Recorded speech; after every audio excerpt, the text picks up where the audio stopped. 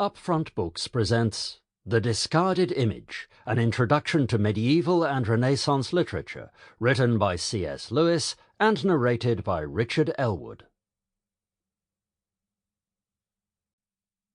Preface. This book is based on a course of lectures given more than once at Oxford. Some who attended it have expressed a wish that its substance might be given a more permanent form. I cannot boast that it contains much which a reader could not have found out for himself if, at every hard place in the old books, he had turned to commentators, histories, encyclopedias, and other such helps. I thought the lectures worth giving, and the book worth writing, because that method of discovery seemed to me, and seems to some others, rather unsatisfactory. For one thing, we turn to the helps only when the hard passages are manifestly hard, but there are treacherous passages which will not send us to the notes. They look easy, and aren't. Again, frequent researches ad hoc sadly impair receptive reading, so that sensitive people may even come to regard scholarship as a baleful thing which is always taking you out of the literature itself. My hope was that if a tolerable, though very incomplete, outfit were acquired beforehand and taken along with one, it might lead in. To be always looking at the map when there is a fine prospect before you shatters the wise passiveness in which landscape ought to be enjoyed. But to consult a map before we set out has no such ill effect.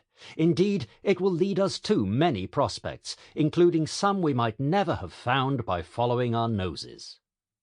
There are, I know, those who prefer not to go beyond the impression, however accidental, which an old work makes on a mind that brings to it a purely modern sensibility and modern conceptions, just as there are travellers who carry their resolute Englishry with them all over the continent, mix only with other English tourists, enjoy all they see for its quaintness, and have no wish to realise what those ways of life, those churches, those vineyards mean to the natives.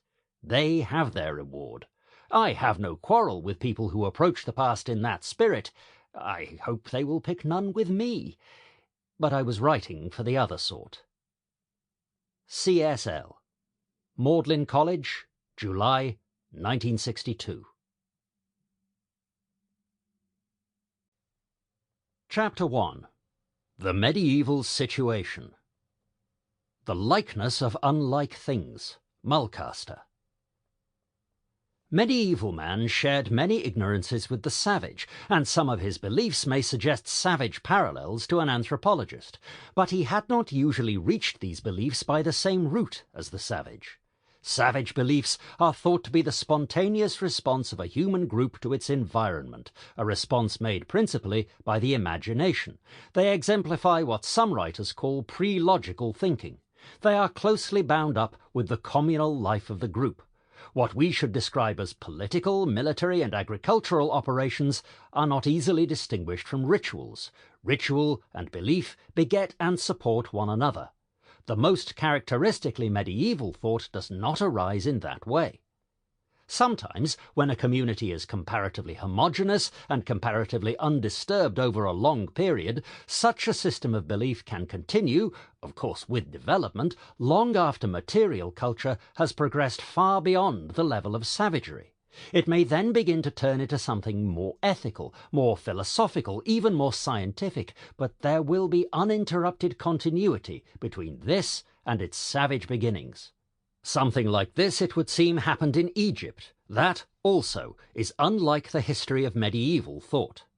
The peculiarity of the Middle Ages can be shown by two examples. Sometime between 1160 and 1207, an English priest called Lachamon wrote a poem called The Brute. In it, he tells us that the air is inhabited by a great many beings, some good and some bad, who will live there till the world ends. The content of this belief is not unlike things we might find in savagery. To people nature, and especially the less accessible parts of her, with spirits both friendly and hostile, is characteristic of the savage response. But Lachamon is not writing thus because he shares in any communal and spontaneous response made by the social group he lives in. The real history of the passage is quite different. He takes his account of the aerial demons from the Norman poet Wace, circa 1155. Wace takes it from Geoffrey of Monmouth's Historia Regum Britanniae, before 11th. Sample complete.